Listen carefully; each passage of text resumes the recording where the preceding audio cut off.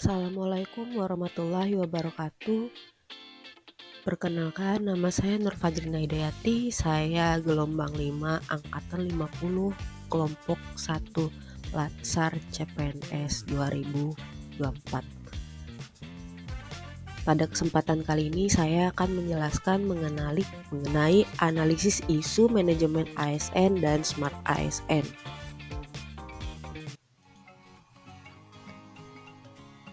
Nah, apa itu ASN? ASN merupakan singkatan dari aparatur sipil negara yang merujuk pada pegawai negeri sipil atau PNS dan pegawai pemerintah dengan perjanjian kerja atau P3K yang bekerja pada instansi pemerintah.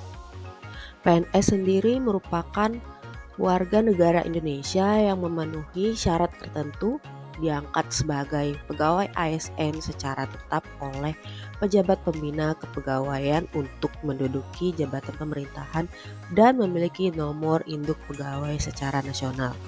Sedangkan P3K adalah warga negara Indonesia yang memenuhi syarat tertentu yang diangkat berdasarkan perjanjian kerja untuk jangka waktu tertentu dalam rangka melaksanakan tugas pemerintahan sesuai dengan kebutuhan instansi pemerintah dan ketentuan perundang-undangan.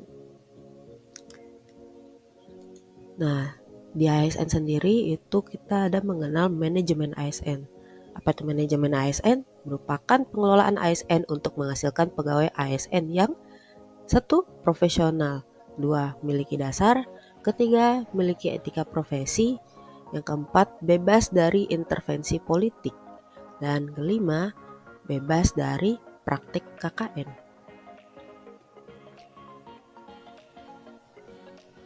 Nah, ya juga ada Smart ASN, yaitu merupakan singkatan dari strategis, melayani, adaptif, responsif, dan transparan yang bertujuan meningkatkan kinerja pegawai dan efisiensi pelayanan publik melalui pemanfaatan teknologi informasi dan komunikasi. Nah, di Smart ASN sendiri itu ada nilai-nilai Smart ASN. Jadi ada 8 nilai, yaitu pertama itu berintegritas, yaitu memiliki nilai moral dan etika yang tinggi, jujur, adil, tidak korupsi, transparan, dan akuntabel. Lalu yang kedua, profesionalisme, yaitu memiliki kompetensi yang tinggi, bekerja dengan cermat dan efisien, dan selalu mengedepankan kualitas dalam pekerjaan. Lalu yang ketiga, menguasai teknologi informasi dan komunikasi dan bahasa asing. Memiliki kemampuan untuk menggunakan teknologi informasi dan komunikasi secara efektif dan efisien. Juga mampu berkomunikasi menggunakan bahasa asing. Lalu yang keempat, berjiwa entrepreneurship, yaitu memiliki semangat untuk berinovasi, kreatif, dan berani untuk mengambil risiko demi mencapai tujuan. Lalu yang kelima, nasionalisme, yaitu cinta tanah air dan bangsa, berbangga dengan identitas nasional dan bertekad untuk menjaga dan membangun Indonesia. Keenam, berwawasan global, yaitu memiliki pengetahuan dan pemahaman yang luas mengenai dunia internasional, mampu beradaptasi dengan perubahan global dan mengikuti perkembangan zaman. Yang ketujuh, berjiwa hospitality, yaitu memiliki sikap ramah, sopan, dan melayani dengan sepenuh hati.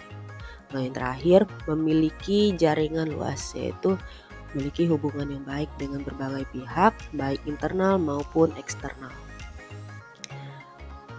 Nah, dalam penerapannya ini pasti ada isu yang terkait tentang manajemen ASN dan Smart ASN di unit kerja. Nah, pada kesempatan kali ini saya akan menjelaskan isu yang berada di lingkungan kerja saya, unit kerja saya. Yang pertama itu ketidakjelasan pola karir di bidang spesialisasi. Jadi di Prodi Mandarin sendiri itu belum jelas terutama untuk spesialisasi yang dapat ditempuh. Jadi dosen itu keilmuannya general gitu. Tidak ada yang ahli linguistik, ahli pengajaran, atau ahli sastra, itu tidak ada pembagian yang jelas. Nah, dampaknya adalah dosen ini khususnya CPNS ya, kebingungan dalam merencanakan pengembangan karir jangka panjangnya yang bisa menghambat kemajuan profesional. Jadi seperti itu rencana pengambilan studi juga karena dia bingung untuk mau ambil spesialisasi yang mana, bingung sekali. Nah, jadi untuk pengembangan karirnya jadi kurang terarah. Lalu yang kedua itu keterbatasan jumlah dosen ahli bahasa Mandarin.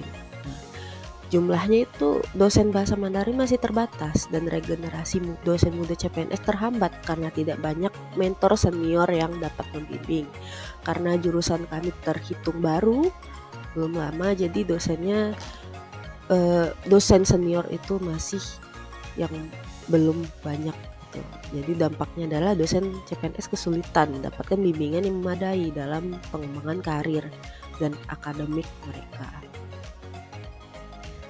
Yang ketiga, ketergantungan pada lembaga asing untuk sertifikasi dan pengakuan kompetensi. Jadi di sini isunya itu adalah mahasiswa itu diwajibkan lulus ujian HSK 4 sebagai syarat untuk mengikuti sidang skripsi. Nah, ujian HSK 4 ini itu berskala internasional dan diselenggarakan oleh lembaga yang berasal dari Tiongkok. Nah, tidak ada opsi lain bagi mahasiswa untuk mengikuti ujian kemampuan berbahasa yang bisa diakui sebagai syarat kelulusan.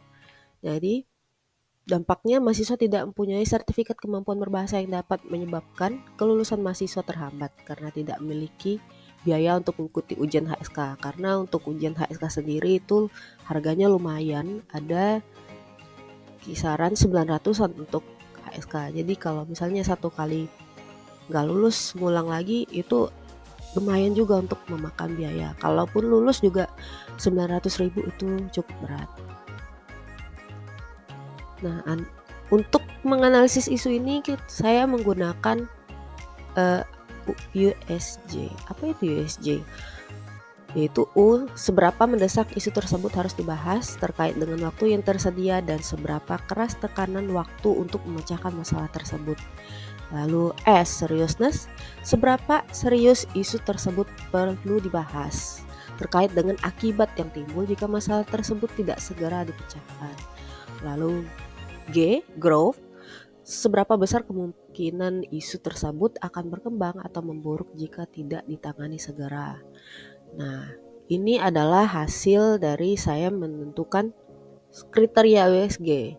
Jadi dari U-nya itu di bagian pola karir saya menetapkan 3, lalu keterbatasan jumlah dosen ahli itu 2, lalu yang ketiga lembaga asing itu 4. Lalu S-nya ini bisa dilihat sendiri, ada skor-skornya di situ. Nah, skor prioritasnya, jadi untuk isu yang prioritas yang saya ambil ada nomor 3, ketergantungan kepada lembaga asing untuk sertifikasi dan pengakuan kompetensi.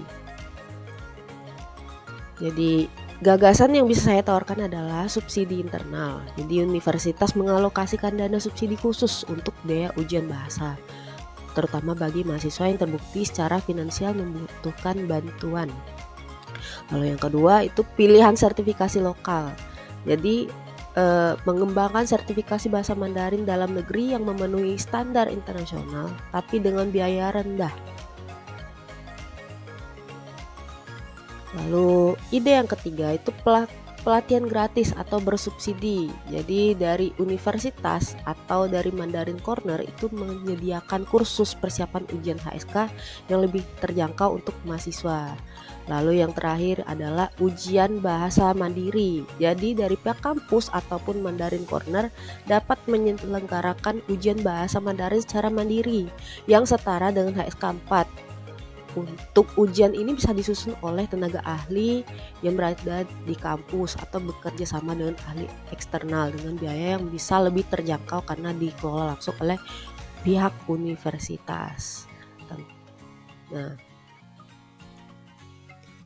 sekian presentasi dari saya. Terima kasih sudah menonton. See you.